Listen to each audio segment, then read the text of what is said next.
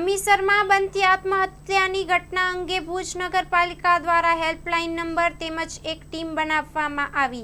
Story report by કરણ વાઘેલા, ભુજ. જેવી રીતના આપણે જોઈ રહ્યા છીએ કે આ મોન્સૂન એટલે ચોમાસા દરમિયાન હમીરસરની અંદર નવા નીર આવ્યા છે.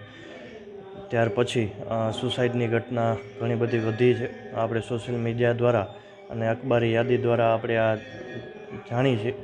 એટલે નગરપાલિકાએ એક પગલાં ભરેલા છે કે ભાઈ જે અનિચ્છનીય કોઈ બનાવ ન બને અને કોઈ સુસાઇડ કરવા જતું હોય અને કોઈ વ્યક્તિ તેને જોઈ જાય તો નગરપાલિકાની હેલ્પલાઇન નંબર ઉપર ફોન કરતાં નગરપાલિકાના 2 કર્મચારી તાત્કાલિક ત્યાં આવી અને તેમનો જાન બચાવવાનો પ્રયાસ કરશે.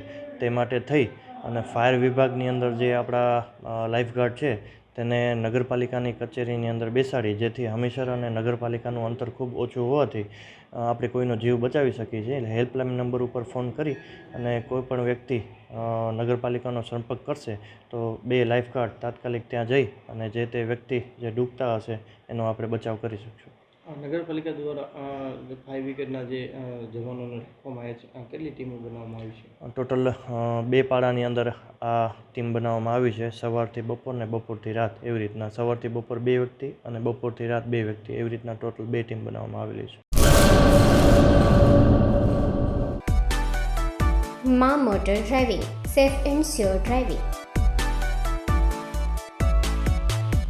ડ્રાઇવિંગ એ શોખ સાથે આપની મોટી જવાબદારી પણ છે.